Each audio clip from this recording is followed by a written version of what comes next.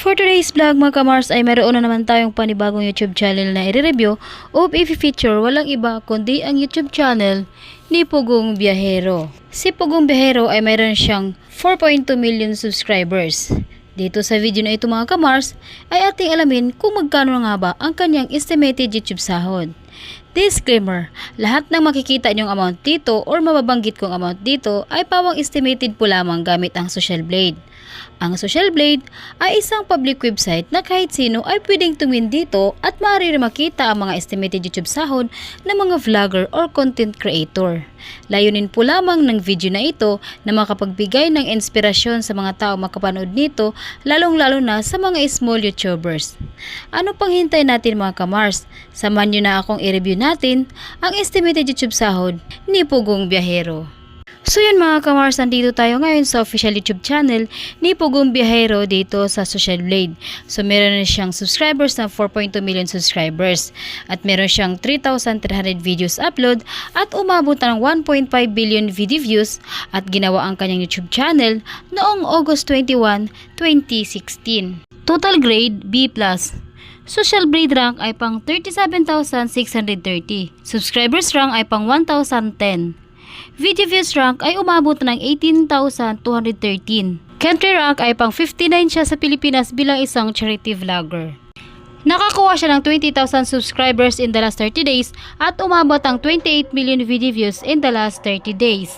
So yun nga mga kamars, nandito tayo ngayon sa YouTube Statistics Summary ni Pugong Biyahero. Dito natin makikita ang kanyang mga nadagdag na subscribers, video views at ang kanyang estimated earnings. Pero yung titignan natin dito mga kamars ay ang kanyang daily average at ang kanyang weekly average. Sa kanyang daily average ay nakuha siya ng $232 sa lowest estimated at umabot ang 3,700 sa highest estimated.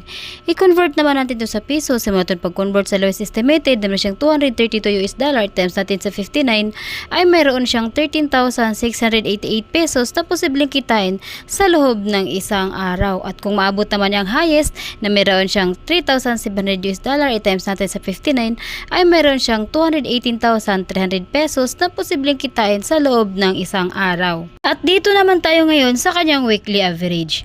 Sa kanyang weekly average ay nakuha siya ng $1,400 sa lowest estimated at umabot ng $22,000 sa highest estimated.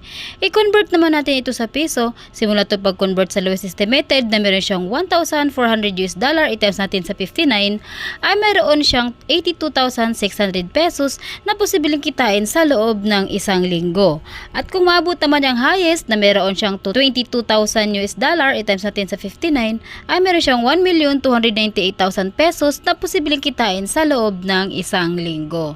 So yun nga mga kamars, andito tayo ngayon sa kanyang pinakabang-abang na part ay kanyang estimated monthly earnings. Paalala po lamang mga kamars, ito po ay estimated po lamang. Sa kanyang estimated monthly earnings ay nakakuha siya ng $6,900 sa lowest estimated at umabot ang $111,000 sa lowest estimated. I-convert naman natin ito sa piso. Simula natin pag-convert sa lowest estimated na meron siyang $6,900 i-times natin sa 59 ay mayroon siyang 407,100 pesos na posibleng kitain sa loob ng isang buwan. At kung maabot naman yung highest na meron siyang $111,000 i-times natin sa 59 ay mayroon siyang 6,549,000 pesos na posibleng kitain sa loob ng isang buwan. At yun nga mga kamars, hanggang dito na lamang ating video. Huwag niyo sanang kalimutan mag-like, share at subscribe sa munting channel na ito. Maraming salamat po.